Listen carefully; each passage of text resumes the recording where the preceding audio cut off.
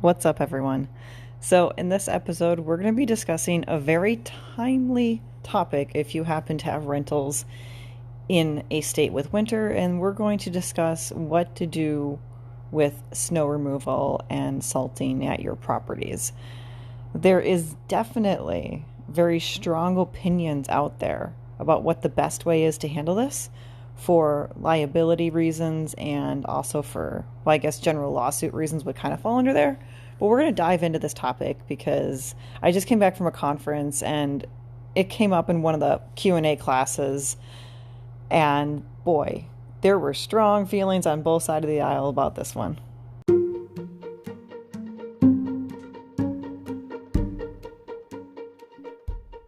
Building a real estate portfolio is as much about buying properties as being a de facto entrepreneur. I'm Karina Ufinger. I'm a multi-property investor, rental management company CEO, and also a landlord coach. I'm going to show you the systems and knowledge you need to thrive as a real estate entrepreneur. From your first property purchase to building a portfolio of passive income where you work less than 5 hours a week, you'll learn the essential information and skills to build a profitable portfolio and live the life you truly want. Whether you are well on your journey or just starting out, you're in the right place. Welcome to the Landlord Chick podcast.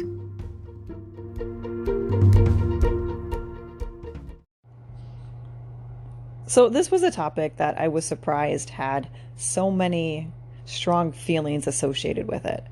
As I said, over the weekend, I was a guest panelist at an Ask the Experts conference in Wisconsin for real estate, and we were posed a question about snow removal. The landlord asked if it should be believed that the hype about slip and fall lawsuits is created solely by attorneys and insurance companies. And they were wondering how many people have had lawsuits with snow removal. Now, I want to point out that in this room, there was maybe like 25 people in the room, so it's not like we had 500. It's not like this was anywhere near a scientific sort of sampling of a landlord population. But the question was posed to the panel, should we believe the hype, and what do we do for snow removal? Now, first off, I want to make it clear that I do not believe personally that there is any sort of like referral kickback or any sort of collusion on the part of insurance agents and attorneys to have you outsource the snow removal. Because if you think about it, them advising you to outsource it in both aspects is likely sort of more or less taking away business from them. Now, yes, with the insurance agent, they're probably doing it so that there's less likely there'll be claims against your insurance. But isn't that the same goal that we all have anyway?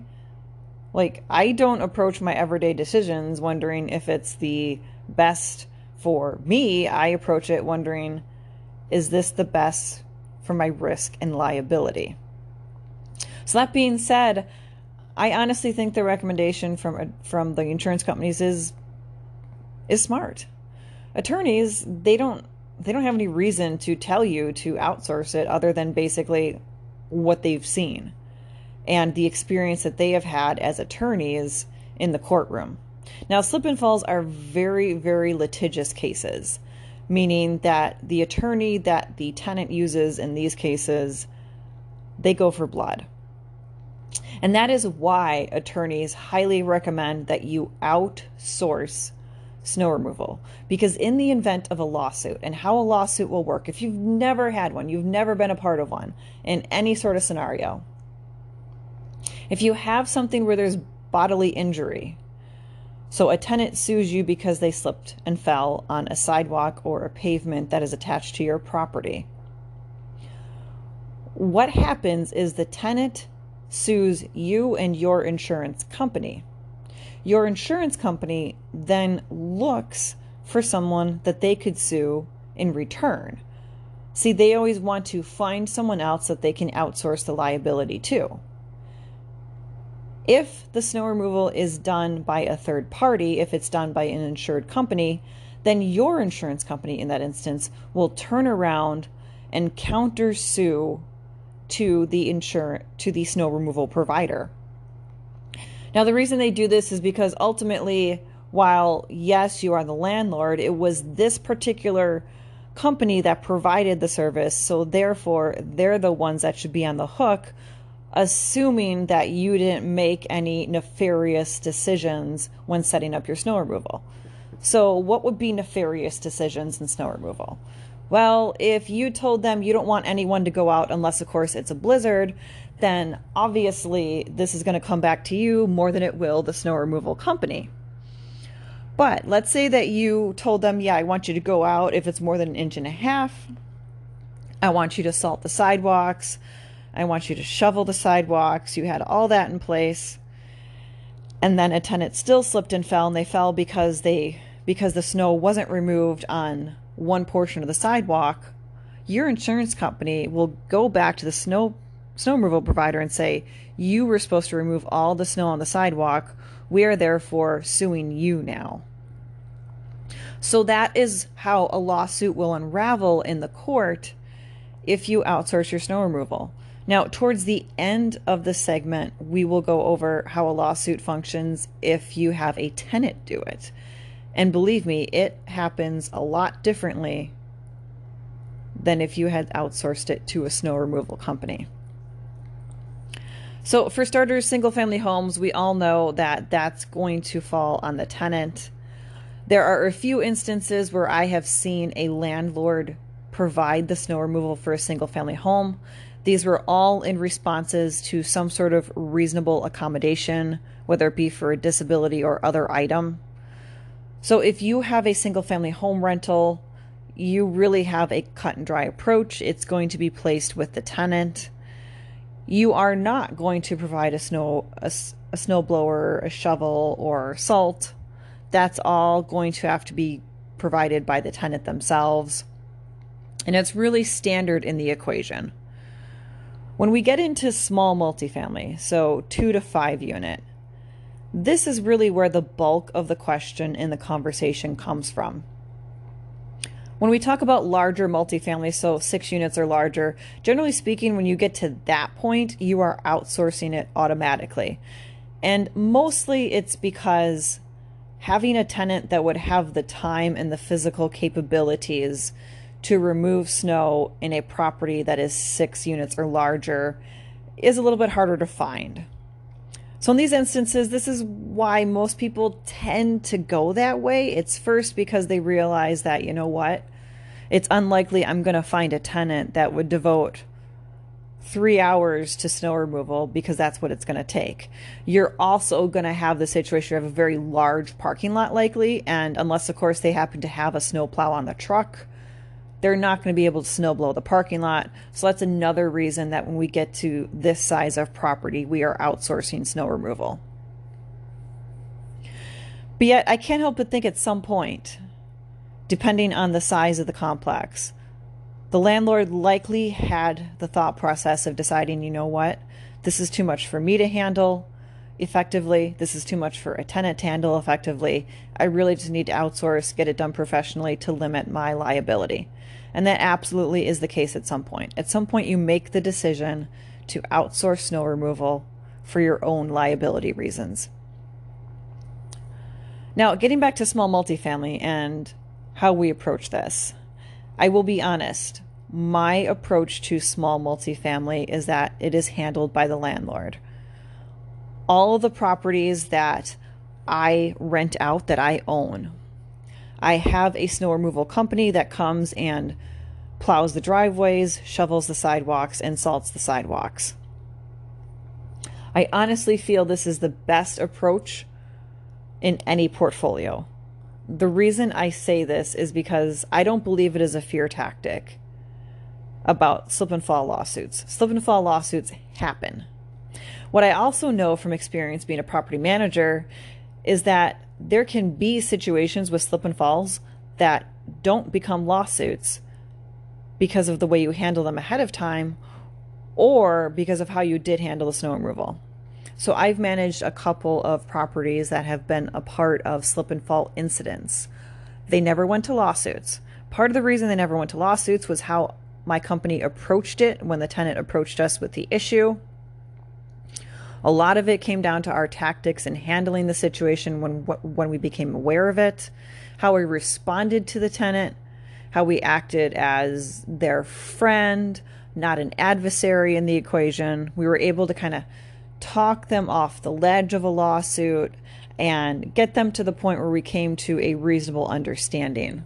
I'm not necessarily going to go into what exactly was done in each instance, because that's obviously much larger than the scope of this program here, but I do want to say that how you approach a tenant that comes to you with a slip and fall is going to instantly affect whether or not a lawsuit occurs.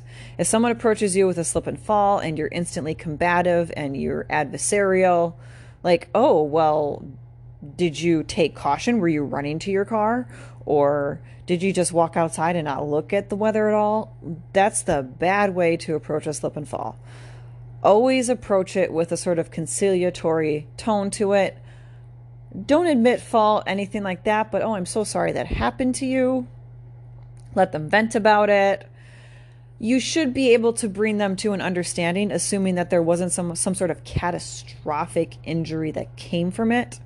So assuming that they didn't break a leg, maybe they just bruised something, they just got a little embarrassed maybe because their neighbors saw them slip and fall. You should be able, with a good attitude and an amicable approach to the situation, be able to resolve it. Now, that being said, getting back to small multifamilies, whether or not you hire out for snow removal, it's likely going to come down to how you view your monetary value in the property. And let me explain. All of us have property insurance. We have the property insurance to protect our buildings. We get this insurance hoping that we will never ever use it, and we try and do things particularly so that we never have to use it. So, for instance, when an electrician goes to our property and says that an electrical outlet shorted out, which means that likely there's other wiring issues in the building, most of the time we're approaching that with, okay, we've got to get this situated so that we don't lose our property. Snow removal should very much be viewed in the same fashion. Handling snow removal should not be something that is a last-minute thought. It shouldn't be something that you just handle a particular way for your convenience. It should be a decision that, just like any other decision you make as a buy and hold investor, it is directly related to your impression of protecting your portfolio. The other thing I want to say about small multifamily snow removal is that we do things all the time, spending money a little bit to make our property better or to make it last longer. In my opinion, outsourcing snow removal falls under the same category. We're making it last longer because we're either ensuring that snow removal is done properly, or we're outsourcing snow removal where maybe it isn't done properly, but it gives our insurance company somewhere else to go to get compensation in the event a lawsuit actually comes to fruition. Now, one of the things I want to say in regards to small multifamily snow removal, and this is where the bulk of our conversation is going to lie, honestly. You have to understand that when you are hiring a tenant to do snow removal, and that is what you're doing, you're hiring them, you are creating an employee-employer relationship. Even if you are not putting them on payroll, you are making them an employee of yours. Now, why is it you're making them an employee of yours? How does that occur? Well, you are signing a contract with them for the purpose of doing snow removal. In order for someone to be considered an independent contractor, which I know many of you are thinking, well, they're an independent contractor. No. In every state, one of the qualifiers for someone to be an independent contractor is that they have to do the similar work for other people. So unless, of course, your tenant is doing snow removal for other people as well, they don't qualify as an independent contractor for you. And because you're entering into an agreement with them, it's recorded on their lease, which you're going to do so that there's record of it either way, you are thus making them an employee of yours. Now, I know that might be a little bit hard to grasp, but the way the court's going to look at it is that you hired this person for snow removal. They don't do it for anyone else. So the only way that they can look at this relationship is going to be an employee-employer situation. When you're using a tenant to perform snow removal for you, you're making them an employee, you're giving them expectations of when the work should be done, and you're likely also providing the equipment for them. Why would you be providing the equipment? Well, you're likely providing the equipment to be sure that they aren't going to go on Facebook Marketplace and get an unreliable snowblower that doesn't work, and therefore they start slacking on their snow removal responsibilities. Some people question whether or not if you provide the snowblower, if that increases your liability versus if you had them get their own. The reality of it is, whether you provide the snowblower or not, it does nothing to your liability. So if you have a tenant who stupidly sticks their hand in a moving snowblower blade, the judge isn't going to ask you, well, did you provide it or did they provide it? No, they're going to look at you and go, you hired them to do the snow removal. You've got to figure out a way to compensate them because they lost their hand. That's the reality of it. The little nuances like that aren't going to matter in this equation. So when you get a tenant to do snow removal, you're going to put it in your lease. They're going to be an employee of yours. You're going to likely be providing the salt. You're going to be providing the equipment, the shovel, the snowblower. And you in your mind, you're likely going to be thinking, okay, this is handled and we've done this well. Which maybe is true. There are tenants out there that do a good job with it. I'm not willing to kind of roll the dice on this and see whether or not a tenant's going to be good at it. And I honestly don't want to be in a position where I find out the bad way that they're not good at it, or maybe they've been really good at it for a while, but then they just ultimately end up flaking out. This is another reason why I just outsource my small multifamily snow removal. It just seems like a sound decision. Now, when we're compensating tenants for this, there's two approaches to this. You can either give them a rent credit every month for when there's snow removal. You can base that credit based on how many times they have to go out and shovel snow. The other way you can do it is just do a year-round rent reduction. So maybe instead of charging $875 for the unit, it's going to be $850 year-round, just as a compensation for the snow removal. I'm not advocating those exact dollar amount differences or anything like that. That's just an example. But there's going to be some sort of compensation involved. And sometimes it's not even necessarily anything you express in your lease. You don't necessarily express in your lease that you're giving them $25 off for snow removal. I've never actually done this, but one of the things I can say for having it included in your lease is that in the event that they stop doing it, you can kind of easily point to them and say, okay, you're not doing it anymore, which means your rent's going to go up by $50 per your lease. Again, whether or not you included any monetary amount in your lease, that's going to make no difference as far as how any adjudicator views the lease and your arrangement with the tenant. So I promised you that we would look at how a lawsuit would unfold if you had a small multifamily and you used a tenant for snow removal. If you've actively listened this long, you can probably figure out where this is going to go. So if you have a duplex and the other tenant slips and falls, they are going to sue you. They are not going to sue the tenant. They're going to sue you. Your insurance company is first going to ask you what company does your snow removal. When you say you have a tenant do it, they know at that moment they have no other person to sue in regards to that slip and fall, because the relationship that you have with that tenant is an employee-employer relationship, but they also know they're likely going to be squeezing a dry fruit because the tenant is not going to have their own insurance for the purposes of removing snow. So there's not going to be anyone else that they could bring into the lawsuit to help cover the claim cost. In this instance, it's going to be your insurance taking the absolute bulk, in fact, the entirety of any sort of claim that comes out of the lawsuit. Any sort of judgment happens, it's going to be coming out of your insurance company's pocket, not anyone else's. So yes, this is why one of the reasons that insurance companies advocate having snow removal be done by a reliable insured company is because then they do have somebody else to go after for their purposes, which will then help keep your rates low. Part of a determining factor in an insurance claim and whether or not your rates go up afterwards is whether there was someplace else to get funds to cover the damages.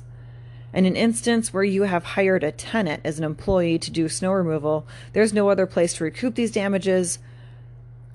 9 times out of 10, your insurance premiums are going to go up.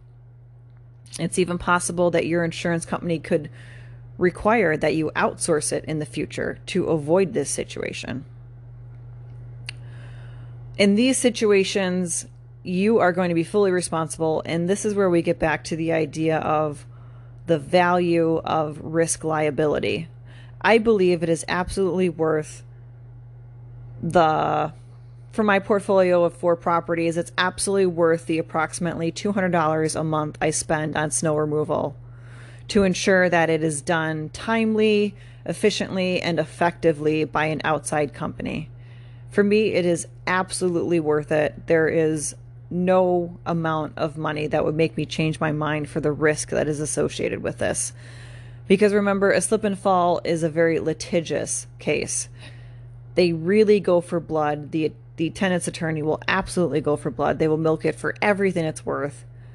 So for me, it is absolutely worth the $200 a month to protect what is the multi-million-dollar property portfolio I have accumulated. One of the tips I want to give for snow removal season outside of our conversation here about outsourcing or having it in-house is if you have a multifamily, whether it be small or large, if you have a multifamily and you have multiple entrances and exits, I highly recommend that you put out a 5-gallon bucket with a lid, drop some salt in there, and have like one of those big red cups that are big at high school, college parties. Put those in there at every entrance exit so that in the event a tenant walks out of that exit and there's an ice sheet there, they can use the salt to safely navigate to where they're going. This is one of the things that even if you've removed snow, let's say that the snow melts off the roof, it comes down on the sidewalk, it creates an ice sheet. If you don't have snow removal happening and you don't have salt available to the tenant, who's going to take care of that? So I do recommend that you put out 5-gallon buckets with salt in them at every entrance exit. Put in there a small cup. You don't need to put in like a large 32-ounce McDonald's cup, but don't make it a small Dixie cup. Likely go somewhere between like 6 to 8 ounces and have that available for them to use. One of the great things about this is that then in the event something comes up, and let's say it does get to the point of a lawyer, someone slips and falls on a sidewalk, leaving the building, you can say, well, there was salt available in this bucket right next to the exit. It's going to help insure you from liability a little bit. It might not take away all the liability, but what could likely happen is a judge might look at it and go, okay, well, maybe 10% for the landlord, 90% for the tenant, some sort of equation like that, where they recognize the fact that the tenant had the ability, they are provided the tools to remedy the situation, but this tenant didn't do it. I hope you guys learned something from this episode in regards to snow removal. This seemed like a very timely topic because right now as I'm recording this, we're almost to Halloween, which means really snow removal season is going to happen at any point, at least here in Wisconsin. We can get our first snowfalls before Halloween, so I wanted to put this out there before it ends up being too far into snow removal season for us. I hope you guys have a great week, and I will see you next week with another episode.